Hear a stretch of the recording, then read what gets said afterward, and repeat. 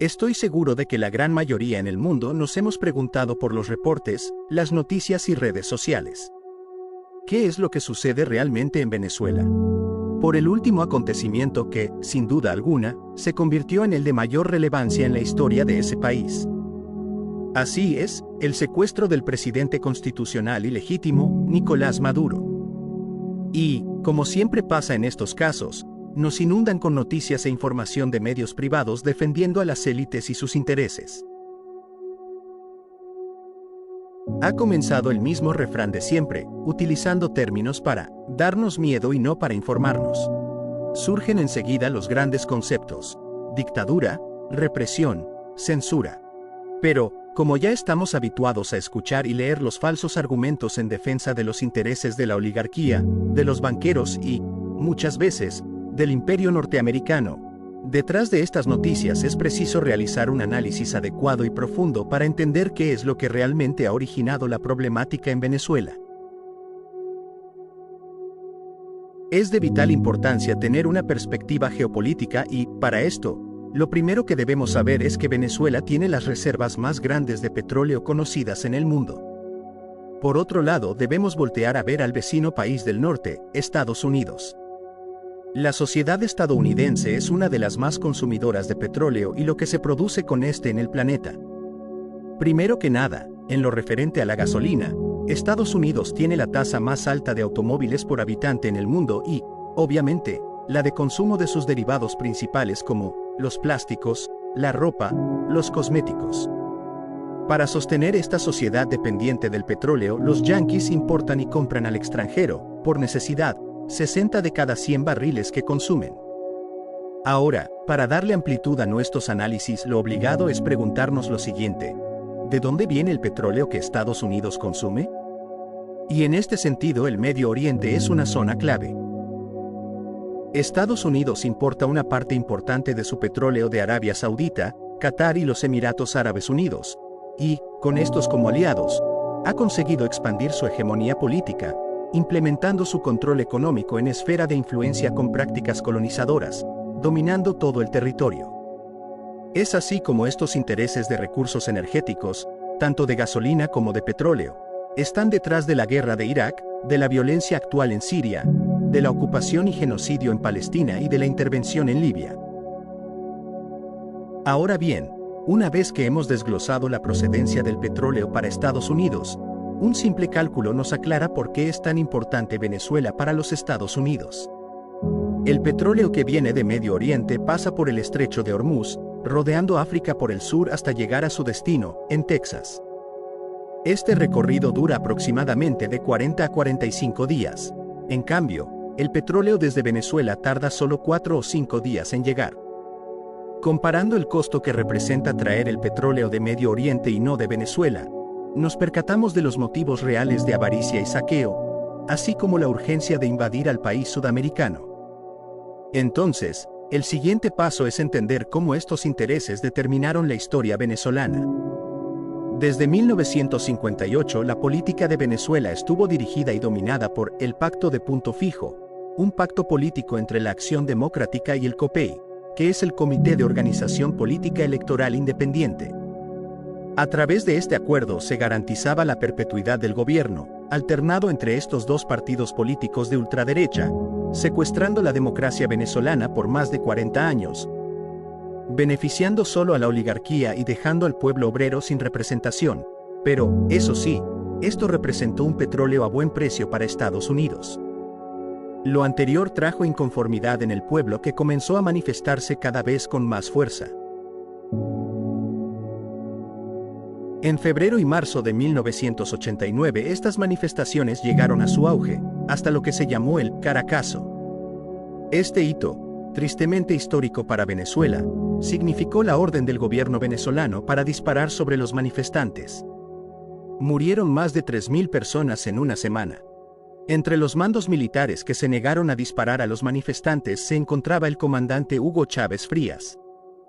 Luego de su primer intento de derrocar el mal gobierno asesino de este país y no lograrlo, Chávez se presentó a las elecciones y triunfó, siendo nombrado en 1998 presidente de la República de Venezuela. lo cual fue un hecho importantísimo para todos los habitantes. He aquí algunos de sus principales logros como gobernante. Primero, reforzó enormemente la democracia de ese país. Se refundaron todas las instituciones gubernamentales a partir de una asamblea constituyente. Segundo, 18 de 19 elecciones desde la llegada de Hugo Chávez han sido ganadas por el proceso revolucionario bolivariano, en un ejercicio democrático y legal. Tercero, en lo educativo se ha erradicado al 100% el analfabetismo en ese país. Las universidades, en su matrícula, pasaron de 800.000 a 2.600.000. Actualmente, en el gobierno de Nicolás Maduro existen 75 universidades públicas. Cuarto, los programas sociales.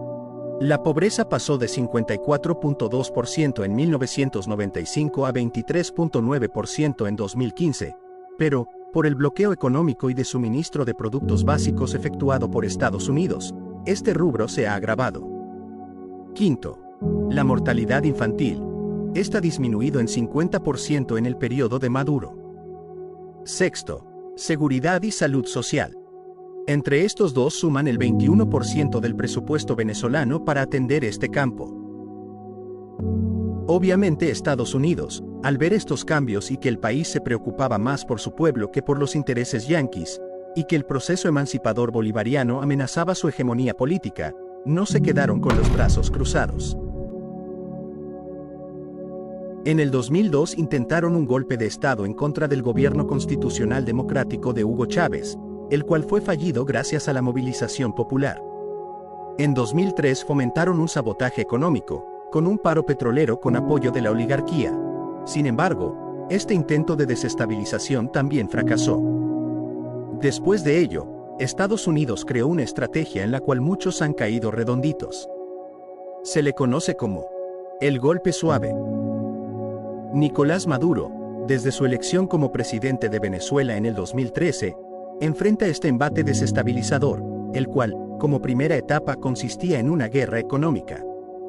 Y, por más que se han hecho ya cambios a la economía venezolana, el país sigue dependiendo mucho de las importaciones para satisfacer sus necesidades básicas, y la oligarquía que creó esta situación está tratando de aprovecharse de ella.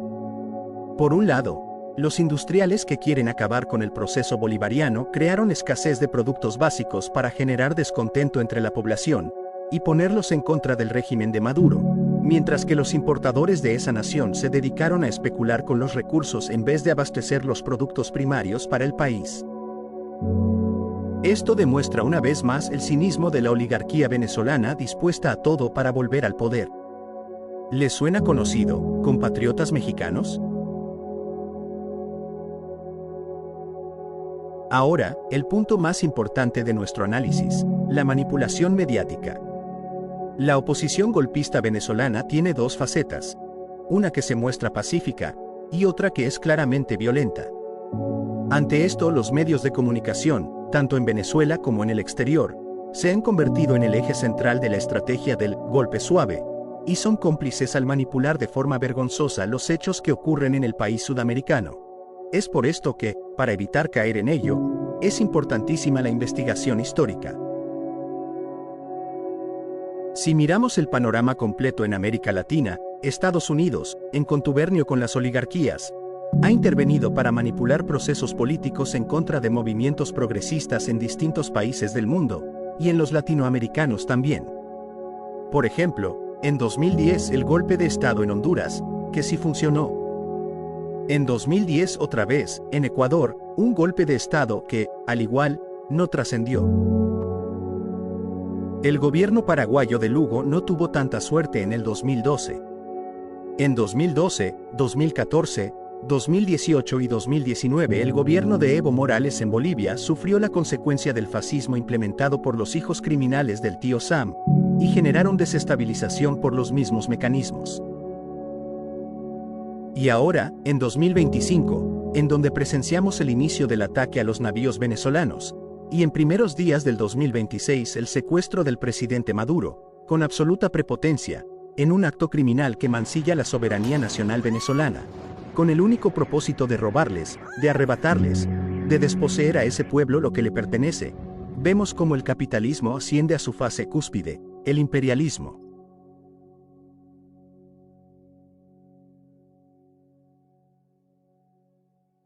Es claro que es un tema de análisis amplio que no podemos dejar de lado, y la pregunta obligada es, en esta escalada de intervencionismo fascista, y teniendo presente que México y otros países también poseemos recursos de interés para el imperialismo, ¿quiénes siguen?